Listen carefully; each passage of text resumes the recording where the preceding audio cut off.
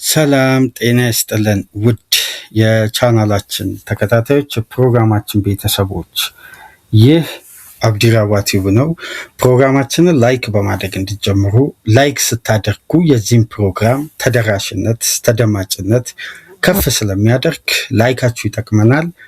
ላይክ እያደረጋችሁ እንድታደምጡን፣ አዲስ ከሆናችሁ ቻናላችንን ዛሬ ለከፈታችሁ ሰብስክራይብ በማድረግ የደወል ምልክቷን በመጫን የቻናላችን ቤተሰቦች እንድትሆኑ በአክብሮት እየጋበዝን ይህንን ፕሮግራም ከሀገር ውጭ በባህር ማዶ ታደምጡ የቻናላችን ተከታታዮች በሱፐር ስቲከር፣ በሱፐር ቻት፣ በሱፐር ታንክስ ድጋፍ እንድታደርጉ የአክብሮት ግብዣችን እያቀረብን የሁለተኛ ክፍል የዕለተ ሰኞ ፕሮግራማችን በቀጥታ ትኩረት የሚያደርገው ማንቸስተር ዩናይትድ ትናንት በጊዜ በተደረገ ጨዋታ ኖቲንጋም ፎረስትን አስተናግዶ 3-2 በኦልትራፎርድ በ37ኛ ሳምንት ጨዋታ ድል በማድረግ የሶስተኛ ቦታውን ያረጋገጠበት የክለቡን የዘንድሮ የውድድር ዓመት በማይክል ካሪክ ያማረ ጊዜያትን እንዲያሳልፍ ፈረንጆች አዲሱ ዓመት አንስቶ ግሩም ሚና ከተጫወቱ ተጫዋቾች መካከል አንዱ የሆነው ባለፉት ዓመታት በዩናይትድ ውጣ ውረድ ውስጥ ከክለቡ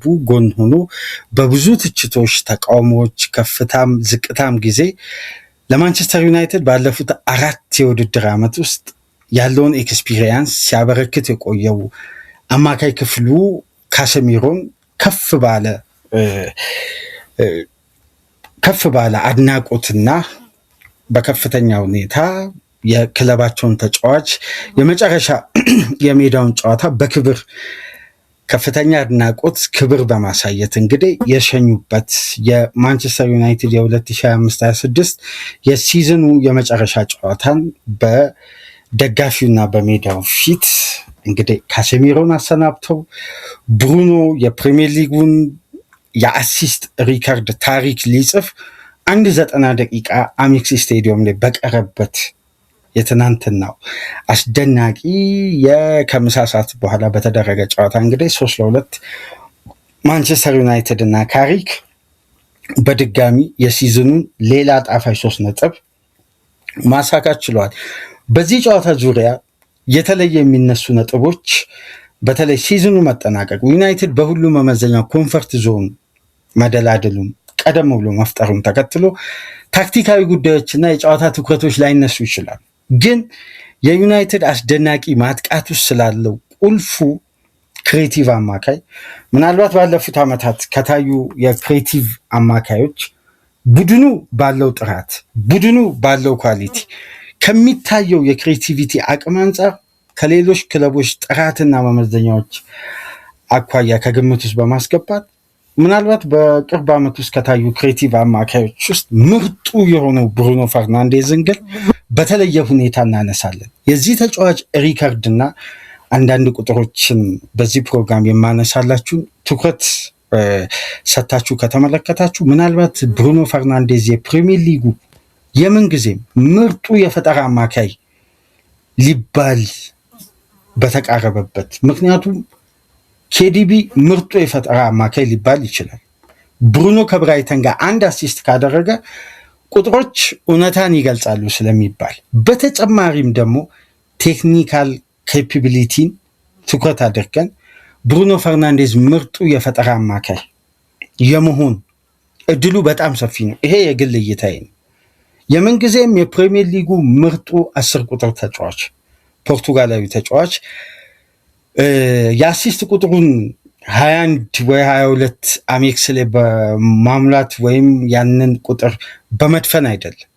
ብሩኖ ፈርናንዴዝ የክሬቲቪቲ አቅሙን በዘንድሮ የውድድር ዓመት ምን ያክል ሃይ ክላስ ተጫዋች መሆኑን በይፋ ለእግር ኳሱ ቤተሰብ ያረጋገጠበት፣ ደካማው ማንቸስተር ዩናይትድ አፈር ልሶ በካሪኩ ሲነሳ ከፊት ለፊት ትልቁ ሚና ኃላፊነት ቡድኑን በአምበልነት ብቻ መምራት ሳይሆን የቡድኑን አታኪንግ ሰርድ በተሟላ ቅንጅት እንዲታይ የፈረሙ ተጫዋቾች 10 እና ከዛ ግብ በላይ በአንድ የውድድር ዓመት በፈረሙበት የውድድር ዓመት ሼሽኮ፣ ኩኛ፣ ኢምቤሞ ባስቆጠሩበት ማንቸስተር ዩናይትድ በዘንድሮ የውድድር ዓመት ዛሬ ላይ ለተገኘው 3ኛ ደረጃ የብሩኖ ፈርናንዴዝ ኢፌክቲቭ የክሬቲቪቲ አቅም ምን ያክል ልዩነት እንደፈጠረና ዛሬ ላይ ማንቸስተር 68 ነጥብ ላይ ሲቀመጥ የብሩኖ ፈርናንዴዝን ተጽዕኖ በተለየ ሁኔታ እናነሳለን።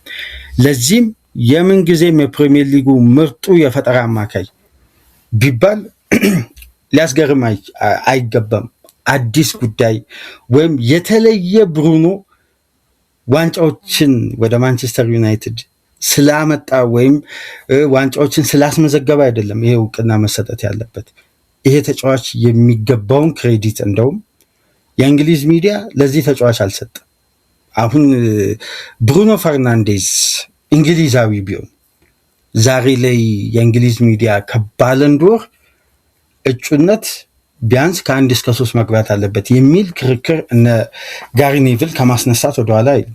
የብሩኖ ሌቭል ግን የተገደበበት ስታንዳርድ ተገቢ ነው ብዬ አላስብም። ምክንያቱም ሃይ ክላስ ኳሊቲ ስለሆነ እና ይሄ ተጫዋች የከፍታው ዘመን ላይ ነው የሚገኘው። ፕራይም ታይሙ በላቀ ኳሊቲ እንዲሁም የአዲሱ አሰልጣኝ የማይክል ካሪክ የበለጠ ኮንትራት 2 ዓመት እንዲሁም በዋስትና ያለው የ1 ዓመት ተጨማሪ ኮንትራት በተካተተበት ያለፈው ሳምንት ከስምምነት ላይ መድረሳቸው ይታወሳል እና አሁን የበለጠ ብሩኖ ፈርናንዴዝ ከዚህ የላቀ ኳሊቲውን ልንመለከት እንችላለን። ለምሳሌ በትናንትናው ዕለት ማንቸስተር ዩናይትድ 3-2 ሲያሸንፍ በጨዋታው ዩናይትድ 4.17 ኤክስፔክትድ ግቦችን ክሬት አድርጓል። ግን ያስቆጠረው 3 ግብ ነው። አንደር ፔርፎርም ነው። ግን ዩናይትድ በጨዋታው ላይ ክሬት ካደረጋቸው ቻንሶች ውስጥ ሜዳ ውስጥ ያሉ ተጫዋቾች በአጠቃላይ ያደረጉት ቻንስ አለ። በተናጠል ተጫዋቾች ያደረጉት አንድ ተጫዋች በጨዋታ ላይ በአማካይ በዘንድሮ የውድድር ዓመት ከብሩኖ ውጪ በቻንስ ክሬት በኩል የታወቁ ተጫዋቾች በአማካይ ክሬት የሚያደርጉት 4 ከሆነ በአማካይ ነው የምላችሁ በአንድ ጨዋታ ብሩኖ ፈርናንዴዝ በእጥፉ ነው የሚያደርገው። ይሄ የኦፕታ ስታቲክስ ነው በነገራችን ላይ። አሁን በዘንድሮ የውድድር ዓመት ብሩኖ ያደረገውን ቻንስ ክሬት እና ከብሩኖ ቀጥሎ የሚገኘው ተጫዋች ያደረገውን ቻንስ ክሬት ብትመለከቱ በመሃላቸው ከ50 በላይ የቻንስ ክሬት ልዩነት አለ በቁጥር ማለት ነው። በአንድ ጨዋታ ይሄ ማለት ብሩኖ ሜዳ ውስጥ ያለ የተጋጣሚ ቡድን 4 ቻንሶች ወይም የማንቸስተር ዩናይትድ ተጫዋች 4 ቻንስ ክሬት ካደረገ ብሩኖ 8 ያደርጋል ማለት ነው አሁን ቁጥሮች የሚያሳዩት። ስለዚህ ይሄ ተጫዋች ቤስት ክሬቲቭ ኤቨር ቢባል ሊያስገርም አይችልም። ምክንያቱም አሁንም በቂውን ክሬዲት እየተሰጠው ያልሆነ አስደናቂ ፖርቱጋላዊ ተጫዋች ነው። እንግዲህ የዩናይትድ አምበል ግሩም ሲዝን እያሳለፈ ነው። የጻፊያን ማህበር የዓመቱ ኮከብ ተጫዋች ተብሏል። የፕሪሚየር ሊግ ተጫዋቾች የዓመቱ ኮከብ ተጫዋች ለመባል ደግሞ 59 በመቶ ድምፁን እየመራ ነው። የፕሪሚየር ሊግ ደግሞ የዋናው የፕሪሚየር ሊግ የዓመቱ ኮከብ ተጫዋች ደግሞ በቅርቡ ይፋ ይሆናል ተብሏል እና ሽልማቶች በተለይ የሲኒየር ተጫዋቾች ሽልማት ከብሩኖ ፈርናንዴዝ ይወጣል የሚል እምነት የለኝም በዚህን ሰዓት። ምክንያቱም ስለ ቶፕ ክላስ ይሄ የቡድን ውጤትን አይደለም የግል የተጫዋቾች ጥረትን ከግምት ውስጥ ያስገባ ሽልማት ከሆነ በግል የተጫዋቾች ጥረት አንድ ቡድን ምን ያክል ውጤታማ ሆኗል ከተባለ ከማንቸስተር ዩናይትድ በላይ የግል የተጫዋቾች ጥረት ከፍ ያለ ኳሊቲ የቡድኑን ውጤት ተርን ያደረገ ቡድን አለ ብዬ አላስብም። በግሉ ዩናይትድን ለረጅም ሳምንታት ከብዙ መከራና ጭንቆች የበለጠ ደግሞ አመርቂና አስደሳች ውጤቶችን እንዲያገኝ ረዳም አስደናቂ አምበል ነው እና በትናንትናው ጨዋታ ለማንቸስተር ዩናይትድ ሉክ ሾ በማንቸስተር ዩናይትድ 354 ጨዋታ ዘመኑ 4ኛ ግቡን አስቆጠረ። በቫንሃል በሞሪኖ በሾሽጋየር አሁን በሞሪኖ በሾሽጋየር በቴናግ አሁን ደግሞ በካሪክስ በ4 አሰልጣኞች ውስጥ ነው 4 ግብ ሉክ ሾ ማስቆጠር የቻለው። ማቲያስ ኩኛ ከዛን 76ኛ ደቂቃ ላይ ብራያን ምቤሞ በማስቆጠር እንዲሁም ለኖቲንግሃም ፎረስት ሞራቶ እንዲሁም ሞርጋን ጊብስ ዋይት ሁለቱም ኳስ ደግሞ አሲስት የተደረገው በኤሌት አንደርሰን ነው። በነገራችን ላይ ይህን ፕሮግራም የምታደምጡ ውድ የቻናላችን ተከታታዮች በ4ኛ ክፍል ዛሬ ይዘንላችሁ የምንመጣው አጠር ያለ ፕሮግራም አለ። ኤሌት አንደርሰን ማረፊያው ማንቸስተር ግን ለየትኛው ማንቸስተር ለማንቸስተር ሲቲ ወይስ ለማንቸስተር ዩናይትድ? አዲስ ጉዳይ ትናንትና ኤሊየት አንደርሰን ራሱ ምናልባት ትኩረት ላደረገ የእግር ኳስ ቤተሰብ ትኩረት የሚስብ ጉዳይ በኢንስታግራም ገጹ ላይ ፖስት አድርጓል። ዘሳን ደግሞ የኔ ነው ያለው መረጃን በፊት ገጹ በጋዜጣ ላይ ይዞ ወጥቷል። እነዚህን ጉዳዮች ይዘን በአራተኛ ክፍል ከትንሽ ደቂቃ በኋላ ወደ እናንተ ምንመለስ ነው የሚሆነው። ያንን ፕሮግራም ጠብቁ። ኤሊየት አንደርሰን ዩናይትድ ሊፈርም የሚችልበትም ቻንስ አለ፣ ሲቲም ሊፈርም የሚችልበት ተጨማሪ ቻንሶች አሉና ይህንንም ጉዳይ እናነሳለን። ጨዋታው ለዩናይትድ አስደናቂ ነበር። ማጥቃቶች ሁሉ ክፍት ነበሩ። ለእግር ኳሱ ቤተሰብ በተለይ ለማንቸስተር ዩናይትድ ደጋፊዎች እንደ ፋይናል ሆም ጌም በጣም አዝናኝ ጨዋታ ነበር። ብሩኖ ፈርናንዴዝ በመጨረሻም ለብራያን ኢምቤሞ አሲስት ሲያደርግ 11ዱም ተጫዋቾች ነው በጋራ ሴሌብሬት ያደረጉ። ሳም ላመንስ ከራሱ የመጫወቻ ክልል ወጥቶ እስከ ተጫዋቾች ሴሌብሬት እስከሚያደርጉበት ድረስ ሄዶ ነው ሴሌብሬት ማድረግ የቻለው እና ይሄ አሲስቱ እንግዲህ ብሩኖ ፈርናንዴዝ የምን ጊዜም የፕሪሚየር ሊግ በ38 ጨዋታ 20 አሲስት ያደረጉ 2 ተጫዋቾች ብቻ ነበሩ። ቴሪ ሄነሪ እና በ2002-2003 የውድድር ዓመት ቴሪ ሄነሪ፣ ኬዲቢ ደግሞ በ2019-20 አሲስቶች ማድረግ ችለው ነበር። በመጨረሻም ብሩኖ ፈርናንዴዝ 20ኛ አሲስቱን ትናንትና በደማቅ ሁኔታ በድል በ3 ነጥብ ያሳካበት አስደናቂ ከምሳ ሰዓት በኋላ የተደረገ ጨዋታ ነው። ሜሱት ኦዚል፣ መሐመድ ሳላ 19-18 አሲስቶች ማድረግ ችሏል። ኬዲቢ 18 አሲስት ማድረግ ችሏል። በነገራችን ላይ 16 አሲስት 2 ጊዜ በተለያዩ ውድድሮች ላይ ማድረግ ችሏል። የብሩኖ ፈርናንዴዝ ግን የዘንድሮ የውድድር ዓመት ለምንድን ነው ከሌሎች ተጫዋቾች ትኩረት አግኝቷል? ክሬዲቱ በአግባቡ አልተሰጠውም ነው። ትኩረት ግን ያገኘበት ዋነኛ ምክንያትን እስቲ እንመልከት። ምክንያቱም ይሄ ተጫዋች በከፍተኛ ሁኔታ እንግሊዛዊ ተጫዋች ቢሆን የበለጠ ሽፋንና በባለንዶር ደረጃ ያነሱት ኳሊቲውን በጣም ሰማይ ያወጡት ነበር የእንግሊዝ ሚዲያ። ይሄ ኳሊቲ ግን አሁን እንግሊዞች በሚሰጡት ደረጃ መነገር ያለበት ኳሊቲ ነው ስንል በምክንያት ነው። ምክንያቱም በዘንድሮ የውድድር ዓመት ማንቸስተር ዩናይትድ የሲዝኑ አጀማመር ጤናማ አልነበረም፣ አመርቂ አልነበረም። ሩበን አሞሪም ከካሪክ በላይ ማንቸስተር ዩናይትድን በሜዳ ውስጥ አሰልጥነዋል። ግን ያሸነፉት ጨዋታ ካሪክ ካሰለጥነው የጨዋታ ቁጥር የበለጠ ቆይተው ያሸነፉት የጨዋታ ቁጥር አነስተኛ ነው። ካሪክ የበለጠ አነስተኛ ጌም ከሩበን አሞሪም ያነሰ ጨዋታ አድርጎ ግን ከሩበን አሞሪም የበለጠ እድሎችን አስመስግቧል። ስለዚህ የካሪክ መምጣት የዩናይትድን ሲዝን ሲያተርፍ የብሩኖ ፈርናንዴዝ ኢፌክቲቭ መሆን የበለጠ ሻርፕ የሆነን የመጣው። በዚህ መሰረት እንግዲህ ብሩኖ ፈርናንዴዝ ታስታውሱ እንደሆነ በ2020 የፈረመው በጥሬ የዝውውር መስኮት ነው ከሊዝበን 67.5 ሚሊዮን ዩሮ ተከፍሎበት ነበር ይህ ተጫዋች የመጣው። ግን ብሩኖ የፕሪሚየር ሊጉን ውድድር ከረገጠበት ጊዜ አንስቶ የትኛውም ተጫዋች በፕሪሚየር ሊጉ ከ2020 አንስቶ እንደ ብሩኖ ፈርናንዴዝ ቻንሶችን ክሬት ያደረገ ተጫዋች የለም። ስለዚህ ቤስት ኤቨር ክሬቲቭ ሚድፊልደር ቢባል ይሄ ተጫዋች ሲያንሰው እንጂ አይበዛበትም። ክሬዲቱ በአግባቡ አልተሰጠውም። ወይም አሁን ላይ ሚዲያው ከፍ አድርጎ ከሚያነሳባቸው መመዘኛዎች ከፍታው በቂ ክሬዲት ነው ማለት አይደለም። ማንቸስተር ዩናይትድ ሲጫወት ብቻ ነው ይሄ ጉዳይ የሚነሳው። ቀጣይ ሳምንት ምናምን የብሩኖ ጉዳይ ብዙም ትኩረት አያገኙም በሚዲያው ደረጃ። ለምን? ይሄ ተጫዋች እንግሊዛዊ አይደለም። እንግሊዛዊ ቢሆን ሳምንቱ ሙሉ አይደለም ብሩኖን የምንወደውን የምናደንቀውን ያክል እንድንጠላ ነበር የሚያደርጉት ሲያሰለቹን ማለት ነው። የምናስታውሰው እኮ ፊል ፎደን ለማንቸስተር ሲቲ የ2023ቱን 2024 ዋንጫን ማንቸስተር ሲቲ ሲያሳካ ቁልፉ ተጫዋች ነበር።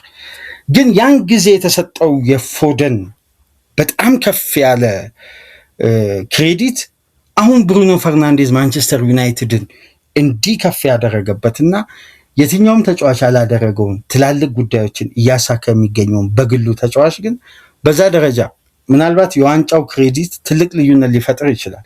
ግን አንድን ተጫዋች በተናጠል ለማድነቅ የግድ እንግሊዛዊ መሆን አይጠበቅባትም። ምክንያቱም ብሩኖ ለማንቸስተር ዩናይትድ ብቻ ሳይሆን እግር ኳስን እየተመለከተ ለሚዝናና ተጫዋች ራሱ ለሚዝናና የእግር ኳስ ቤተሰብ አዝናኝ ተጫዋች ነው። ምርጥ ክሬቲቭ ተጫዋች ነው እና ከ2020 አንስቶ ብሩኖ ፈርናንዴዝ በሊጉ 670 ቻንሶችን ክሬት አድርጓል። ተመልከቱ፣ 670 ቻንሶችን ብሩኖ ክሬት ሲያደርግ ከሱ በመቀጠል ከ2020 በኋላ በደም ተመልከቱ የኬዲቢ ፕራይም 4 ሲዝኖች ማለት ነው። ከዛም በኋላ ያሉት አሁን በቅርቡ አንድ ዲቤት ተነስቶ ነበር፣ ኬዲቢ ወይስ ብሩኖ ፈርናንዴዝ እየተባለ ዲቤቶች ተጀምረዋል። በአንዳንድ መመዘኛዎች ኬዲቢ የሚሉት ኬዲቢን ብለው ሲመርጡ የሚመርጡበት ትላልቅ ክሬዲት የሚሰጡበት ዋነኛ ምክንያት ያሳካቸው ስኬቶች ወደ ሲቲ ያመጧቸው ትላልቅ ድሎች አሉ ከፔፕ ጋር። እነዛ ጉዳዮች ክሬዲቱን ከፍ ሊያደርጉ ይችላሉ። ግን የግል የተጫዋች ኳሊቲ እና ጥራት ሜዳ ውስጥ በቡድኑ ያላቸው አቅም ምን ያክል ኢፌክቲቭ ነው፣ የዛም ቡድን ውጤት በቀጥታ ትርጉም ያለው ማድረግ የሚችሉ ኢፌክቲቭ ተጫዋቾች ወይም የዛ ቡድን ውጤት ላይ ተጽዕኖ የመፍጠር አቅምን ለይተን ካየን ግን በረጅም ርቀት ብሩኖ ከኬዲቢ የተሻለ ተጫዋች በብዙ ርቀት። አንድ የእግር ኳስ ተመልካች ስለ ቴክኒካል አፕሮች እና ታክቲካል የሜዳ ውስጥ አፕሮች በደንብ የሚለይበት ዘመናዊ እግር ኳስ ላይ ደርሰናል። ቴክኒካሊ ሜዳ ውስጥ ኳስ እግሩ ስትገባ ኳስን በተለያየ ዳይሜንሽን የመጠቀም ቴክኒክ አቅም ያለው ወይም ኳስን እግር ውስጥ ጤናማ በሆነ የቴክኒካል አቢሊቲ የሚጠቀመው ተጫዋች ማን ነው? እንደውም አስፍተን ከተመለከትን እንደ ብሩኖ ኬዲቢ እኮ ፔኔትሬሽኑና ፍጥነቱና ጉልበቱ እንጂ እኮ ማልቲ ዳይሜንሽን ነው እንደ ኬዲቢ ካየ በኋላ ያቺ ያያትን ታርጌት በቀጥታ ዳይሬክት ለቡድን አጋሮቹ ማስቀመጥ ይችላል። ግን በተለያየ አማራጭ መጫወት እንደማይችል ትኩረት አድርጋችሁ ታውቃላችሁ። የኬዲቢ ሙቭመንት ያው ፔፕ ሆኖ ወደ ሶስተኛ የሜዳ ክፍል የሚደረጉ የትራንዚሽን ፈጣን ኳሶች ላይ የኬዲቢ ፓሶች በጣም አደጋን ይፈጥራሉ፣ ያስፈራሉ። ግን የዳይሬክት አታክ ተጫዋች ነው ኬቪን ዲብሮይን። ክሬቲቭ አማካይ ሲባል ደግሞ ዳይሬክት አታክ ተጫዋች ብቻ መሆን አይጠበቅም። ሁለቱንም ላይኖችን በቀጥታ የማገናኘት ፍጹም ዳይሜንሽናል መሆን ያስፈልጋል። ግን ማንቸስተር ሲቲ ቤት የግራውን የሜዳ ክፍል ኃላፊነት የሚወስዱት ማን ናቸው? ጉንዶዋን፣ ዳቪድ ሲልቫ፣ በርናንዶ ሲልቫ በጣም ረቂቅ ጨዋታ የሚጫወቱ ተጫዋቾች። ስለዚህ ጭንቁንም ጣጣንም እዛኛው የሜዳ ክፍል የሚያቀሉ ተጫዋቾች ነበሩ። ብሩኖ ፈርናንዴዝ ግን የሚጫወተው ካሴሜሮ ሜዳው ይሰፋበታል ተብሎ በነካራገር ሲሰደብ ከነበረ አማካይ ጋር በሩበን አሞሪም ከማይፈለገው ሜኑ ጋር ከነ ኡጋርቴ ጋር ትራንዚሽን ኳሶች የሌሉበት ላይን ብሬኪንግ ፓስ የማያደርግ ሁሌም ዲያጎናል ፓሶች ላይ ብቻ ትኩረት ያደረገ አማካይ ውስጥ ነው እንግዲህ ይሄ ተጫዋች ነጥሮ ይወጣ። ስለዚህ በቶፕ ክላስ አማካይ መቀናጀት አንዳንዴ የአንዳንድ ተጫዋቾችን አቅም ከፍ ባለ ስታንዳርድ እንዲቀጥል ሊያደርግ ይችላል። ዩናይትድ ከፍ ባለ ስታንዳርድ ነው እንዲያለፉት ዓመታት የቆዩ አልነበረም። ብሩኖ ከመጣበት ጊዜ አንስቶ በእያንዳንዱ አሰልጣኝ ውስጥ የነበረው የብሩኖ ሚና እንደ አሰልጣኙ ታክቲካል አፕሮች ይለዋወጣል፣ ግን የብሩኖ ይፈርት አይቋረጥም ማለት። ምክንያቱም 670 ቻንሶችን ከ2020 በኋላ የትኛውም ተጫዋች ክሬት አላደረገም። የትኛውም ተጫዋች ክሬት አለማድረግ ብቻ ሳይሆን ሁለተኛ ደረጃ ላይ ከሚገኘው ኬቪን ዲብሮይነ በ238 ቻንሶች ይበልጣል። በ238 ቻንሶች ይሄ የመጨረሻ አስደናቂ ሪከርድ ነው። ይሄ ተጫዋች እንግዲህ በፕሪሚየር ሊጉ ከፈረመበት ጊዜ አንስቶ 71 አሲስቶችን ሲያደርግ ማንም ተጫዋች ብሩኖ ወደ እንግሊዝ ምድር ከመጣበት ጊዜ አንስቶ 71 አሲስት ያደረገ ተጫዋች የለም። 70 ግቦችን ማስቆጠር ደግሞ በተቃራኒው ይሄን ቁጥር ማስመዝገብ ችሏል። ግብንና አሲስትን በጋራ ተሳትፎ በማድረግ ከብሩኖ ፈርናንዴዝ በዚህን ሰዓት በእንግሊዝ ምድር ከሚጫወቱ ተጫዋቾች በብቸኝነት የሚበልጠው መሐመድ ሳላ ነው። 193 ግብና አሲስት ከ2020 በኋላ ያደረገ ብቸኛ ተጫዋች ነው። ከሱ በመቀጠል 141 የግብ ተሳትፎ ያደረገው ብሩኖ ፈርናንዴዝ ነው። ስለዚህ ቤስት ክሬቲቭ አማካይ ኤቨር ቢባል የኬዲቢን ቦታ በላቀ ደረጃ መሸከም የሚችል ተጫዋች ነው። እንደውም በትናንትናው ዕለት እኮ 21ኛውን አሲስት ማስመዝገብ ይችላል። በተለይ ዚርክዜ አባከናት አጋጣሚ 21ኛ አሲስት ተደርጋ ልትቆጠር የተቃረበችን ኳስ ነው ዚርክዜ ሳይጠቀምበት የቀረው። ግን አሁንም ትልቁ ኢንፍሉዌንስ እሱ አይደለም። ገና የብሩኖ ፈርናንዴዝ ረጅም ርቀት ወይም ረጅም የተጫዋቹ አቅም ገና አልተጠናቀቀም። በቀጣይ ዓመታት እንመለከታለን። ነገር ግን ትልቁ የብሩኖ ፈርናንዴዝ ልዩነት ፈጣሪ የሆነበት የዘንድሮ ሲዝን አቅም ምንድነው? 132 ቻንሶችን ክሬት አድርጓል። 132 ቻንሶችን። ሜሱት ኦዚል በ2015-16 ነበር የፕሪሚየር ሊግ የምንጊዜም ከፍተኛ በአንድ የውድድር ዓመት ቻንስ ክሬት ማድረግ የቻለው 146 ቻንሶችን ክሬት ማድረግ የቻለበት የውድድር ዓመት ነው። በዛ የውድድር ዓመት ነበር ኦዚልም 19 አሲስቶችን ማስመዝገብ የቻለው። አሁን ብሩኖ ፈርናንዴዝ አንድ ጨዋታ ነው ይቀር፣ የግድ 14 ቻንሶችን ክሬት ማድረግ አለበት ከብራይተን ጋር። ከብራይተን አይነት ቡድን ጋር እንኳን ትንሽ ከበድ ይላል እንደነዚህ አይነት ቻንሶችን ክሬት ለማድረግ። ግን ብሩኖ በግሉ በተለየ ሃይ ስታንዳርድ የተዋሃደ የተጠናቀቀ ቡድን ውስጥ ቢጫወት በአንድ ጨዋታ 14 ቻንሶችን ክሬት ለማድረግ ይቸገራል ብዬ አላስብም። ገና እኮ የተጠናቀቀ አዲስ ግንባታ ቀጣይ ዓመት የሚጀምር ቡድን ነው እንደነዚህ አይነት ተጽዕኖዎችን እየፈጠረ የሚገኘው። ለዚህ ነው ኳሊቲው በግል የተጫዋቾች ጥረት የሚደረጉ ሽልማቶች የግል የሚለውን ጉዳይ ያማከለ ከሆነ መቼም ቢሆን የሲዝኑ የዓመቱ ምርጥ ተጫዋች መሆን ያለ። ይሄን ከዚህ በፊት አንስቻለሁ። የግል የተጫዋቾች ጥረት መመዘኛ ውስጥ ከገባ የቡድን አይደል የግል ተጫዋቾች። ብሩኖ ፈርናንዴስ በዘንድሮ ሲዝን አንደኛ ተጫዋች ነው በፕሪሚየር ሊግ። እዚህ ላይ አሁን ተጫዋቹ 132 ቻንሶችን ክሬት ማድረጉ ብቻ አይደለም። ከሱ በመቀጠል የሚገኘው ዶሚኒክ ዞቦዝላይ ከብሩኖ ፈርናንዴዝ የሚያንሰው በ58 ቻንሶችን ሁለተኛ ደረጃ ላይ የሚገኘው ዞቦዝላይ። ልዩነቱን ተመልከቱ። ከኬዲቢ ከ2020 በኋላ ብሩኖ ፈርናንዴዝ 670 ቻንሶችን ክሬት ሲያደርግ ከኬዲቢ በ238 ቻንሶች ይበልጣል። በዘንድሮ ሲዝን ባደረገው ቻንስ ክሬት ደግሞ ከዶሚኒክ ዞቦዝላይ በ58 ቻንሶች ይበልጣል።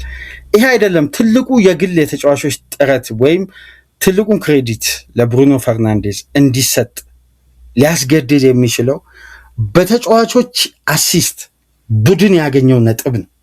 አሁን የግል የተጫዋቾች ጥረትና የግል ውጤታማነት መመዘኛ ውስጥ ከገባ ባለንዶርም የፕሪሚየር ሊግ የዓመቱም ኮከብ ተጫዋች የግል የተጫዋቾች ሽልማት ነው አይደል? የሚታየው የዛ ተጫዋች ተጽዕኖ ነው። በግል የተጫዋቾች ተጽዕኖ ከሆነ የብሩኖ ፈርናንዴዝ በዘንድሮ የውድድር ዓመት ካደረጋቸው 20 አሲስቶች ውስጥ 17ቱ አሲስቶች ማንቸስተር ዩናይትድ 21 ነጥብ እንዲያገኝ ረድተውታል። 21 ነጥብ። ዛሬ ማንቸስተር ዩናይትድ 68 ነጥብ ደርሷል። ከ68ቱ ላይ 21ዱን ቀንሱ። የብሩኖ ፈርናንዴዝ ቀጥተኛ አሲስት 17ቱ አሲስቶች ማንቸስተር ዩናይትድ በዘንድሮ ሲዝን 21 ነጥብ እንዲያሳካ በቀጥታ ተሳትፏል። ይሄ ሪከርድ ለመጨረሻ ጊዜ የተያዘው በዳረን አንደርተን ነው። አንደርተንን ታስታውሳላችሁ ብዬ አስባለሁ። የብላክበርን እና የኤቨርተን ተመላላሽ የነበረ 14 አሲስቶቹ 17 ነጥብ አስገኝተው ነበር። ከዛም በኋላ የዌስትሃሙ ፓውሎ ዲካኒ 12 አሲስቶቹ 16 ነጥብ ለዌስትሃም እንዲያገኝ ረድተውት ነበር። ከዛም በኋላ በ2010-11 አሽሊ ያንግ ነበር በማንቸስተር ዩናይትድ ቤት 10 አሲስት ያደረገበት ጨዋታዎች 14 ነጥብ ዩናይትድ እንዲያገኝ ረድተውታል ማለት ነው ማንቸስተር ዩናይትድን። ስለዚህ በቡድኑ ላይ ቀጥተኛ ተጽዕኖ በመፍጠርና በውጤት ላይ ያለው ቀጥተኛውን ተጽዕኖና ውጤታማነት ካየን ብሩኖ ፈርናንዴዝ የዓመቱ ምርጥ ኮከብ ተጫዋች ቢባል ተገቢ ነው። አሁን እነዚህ ስታቶች የሚያሳዩት የግል የተጫዋቾች ኢፈርት በጨዋታ ላይ ምን ያክል ተጽዕኖ እንደፈጠረና ብሩኖ ፈርናንዴዝ የማንቸስተር ዩናይትድ አስደናቂ የውድድር ዓመትን የበለጠ የብሩኖን ውጤታማነትም የቡድኑ ከ7ኛ ደረጃ 3ኛ ደረጃ ይዞ እንዲያጠናቅቅ የረዳበት ርቀት እነዚህ ቁጥሮች በቂ ማሳያዎች ናቸውና አስደናቂ ሲዝን ዩናይትድ እና ብሩኖ አሳልፈዋል። ትናንትና 20ኛ አሲስቱን ሬጅስተር አድርጓል። በቀጣይ ሳምንት አሜክስ ላይ አንድ አሲስት የሚያደርግ ከሆነ የምን ጊዜም የፕሪሚየር ሊጉ በአንድ የውድድር ዓመት በ38 የሊግ ጨዋታ 21 አሲስት ያደረገ ብቸኛ ተጫዋች ሆኖ በታሪክ ይመዘገባል ማለት ነው። ይህን ሪከርድ የማድረግ ቻንሱ በወቅታ የተሰጠው 68.4 በመቶ ነው። ብሩኖ ከሚያደርጋቸው በአማካይ 8 ቻንሶች ውስጥ አንዱ ቻንስ ወደ ግብ የመቀየር እድሉ በጣም ሰፊ ነው። እስቲ ይህንን በቀጣይ ሳምንት አሜክስ ላይ በሚኖረው ፍልሚያ የምንመለከት ነው የሚሆነው። ለማንኛውም ይህንን ፕሮግራም ላይክ አድርጉ። ላይክ ስታደርጉ የዚህም ፕሮግራም ተደራሽነት ተደማጭነት ከፍ ስለሚያደርግ ላይካችሁ ይጠቅመናል። ላይክ እያደረጋችሁ አዲስ የሆናችሁ ቻናላችንን ዛሬ የከፈታችሁ ሰብስክራይብ በማድረግ እንድትቀላቀሉ፣ እንዲሁም ይህንን ፕሮግራም ከሀገር ውጭ የምታደምጡ በሱፐር ስቲከር፣ በሱፐር ቻት፣ በሱፐር ታንክስ ድጋፍ አድርጉ። ከዚህ ፕሮግራም በመቀጠል በዝውውር አጠር ያለ መረጃ የብራድሊ ባርኮላ የዝውውር ሂደትን በተመለከተ እናነሳለን። ከዛ በመቀጠል ኤሊየት አንደርሰንን የማንቸስተር ዩናይትድ ደጋፊዎች 4ኛ ክፍል አጭር ፕሮግራማችንን እንድጠብቁ ከወዲሁ የፕሮግራም ማስታወቂያ እያሳሰብን እኛ ከወዲሁ ተሰናበትን። ከጥቂት ደቂቃዎች በኋላ ተመልሰን እንመጣለን። ሰላም ቆዩ።